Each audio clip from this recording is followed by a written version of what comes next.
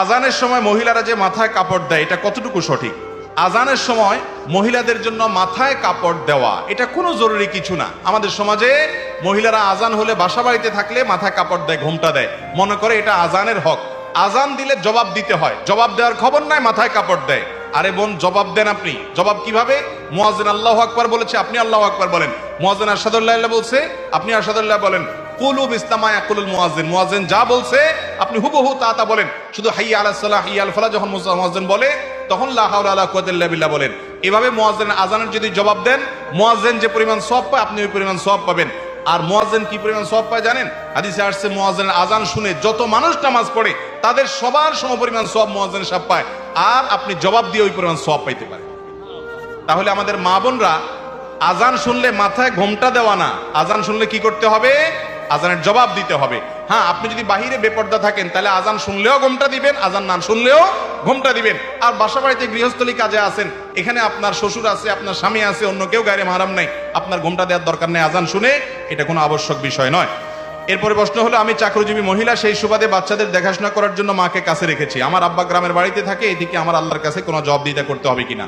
মাকে কাছে রাখছেন, বাপ গ্রামের বাড়ি থাকে, আপনি চাকরিজীবী মহিলা, তো আপনার বাবার কি অবস্থা হচ্ছে?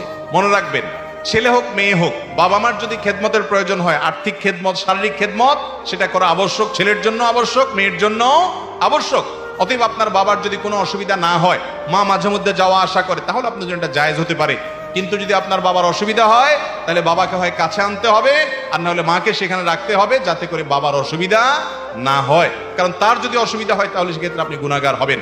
আর আপনি চাকরি বাহিরে করছেন, সেটা আপনার কতটা নিড আছে, শরীয়তের নীতিমালাগুলো রক্ষা করে করছেন কিনা, সেটা প্রশ্ন সাপেক্ষ বিষয়। ঋতুবতী অবস্থায় মহিলারা কোরআন স্পর্শ ছাড়াই কি কোরআনের শিক্ষা দিতে পারবে কিনা?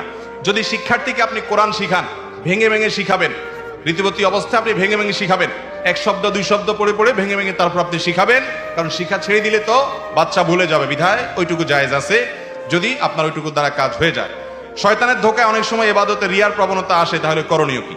শয়তানের ধোকায় আপনার মনের মধ্যে যদি রিয়া আসে, লোক দেখানোর প্রবণতা আসে, তাহলে সেক্ষেত্রে দেখতে হবে কাজটা কি ফরজ কিনা।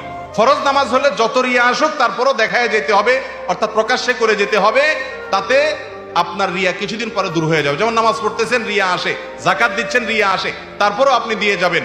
এগুলো গোপনে দেওয়ার জিনিস না, কারণ নামাজ তো জামাতের সাথে পড়তেই হবে, যাকাত তো দিতেই হবে, ইসলামের শিআর। অতএব সেখানে রিয়া আসলেও আপনি করবেন, কোনো অসুবিধা নাই, কিছুদিন পর রিয়া দূর হবে।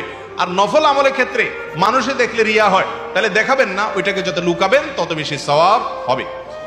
সেজদায় গিয়ে কোনোই উরুর সাথে লেগে থাকলে সালাতের কোনো সমস্যা আছে কিনা? পুরুষরা, নারীরা সবাই